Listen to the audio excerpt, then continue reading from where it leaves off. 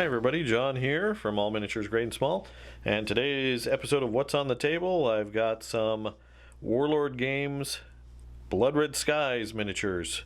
So if you might have seen my unboxing for the Blood Red Skies Midway starter box.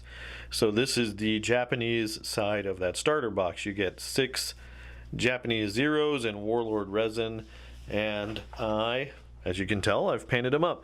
So this is pretty much, I'm happy with them as is right now.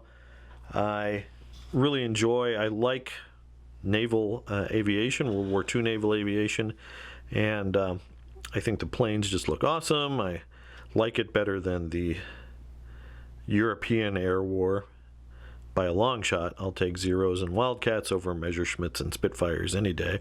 I know that that might not be a popular opinion, but hey, I like it. So I was very excited to get these. So I wanted to knock out the Japanese planes rather quickly because I wasn't going to airbrush those. I need to bust out the airbrush rig to do the I plan on doing the Wildcats with the airbrush. But these were just done with basically contrast white from the GW line. And you can kind of see I went for a subtle panel lining effect, a more realistic panel lining effect, and you can kind of see on some of these it turned out better than others, but I didn't want super black lines in these.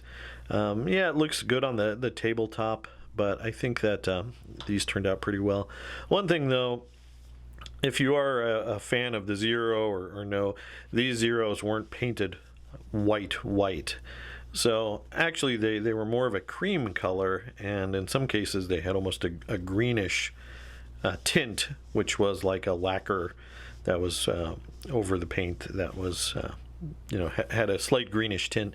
So what I did was so this is Apothecary white, but then I did put basically a glaze with a bunch of glaze medium and a couple of drops of green paint, so that it was just enough to change the white into a cooler white. And I don't know if you can actually see the green tint, and at this scale you probably wouldn't, but it's just enough that it doesn't look Apothecary white. For example, this is what we started with as far as color. This is a Val dive bomber, and you can see the difference in color and tone between the two. So basically this will get the same treatment as this. The Vals are going to be painted in the same way. The other thing I'm going to call out is the excellent decal sheet that is in the starter box. The decal sheet in the separate individual squadron boxes wasn't quite as impressive, but the starter box had some great ones. It had decals for specific ace pilots. You'll notice how this guy has 2 blue bands as opposed to everyone else having 1 blue band. The way that the tail has a couple of yellow stripes. All of those denote the significance in the squadron of that particular pilot, which is pretty cool. And they have that all on the decal sheet in the set, which is really, really nice, because in the first version I think it was just stickers, which no self-respecting model maker is going to use stickers. But it was a way to play with your planes quickly if you just wanted to slap the sticker on the raw plastic and get going.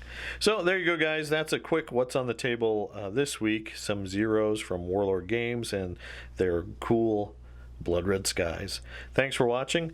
As always, please do consider giving us a like and subscribe. Click that bell to receive notification when we release new content. Thanks for watching again, and keep on gaming.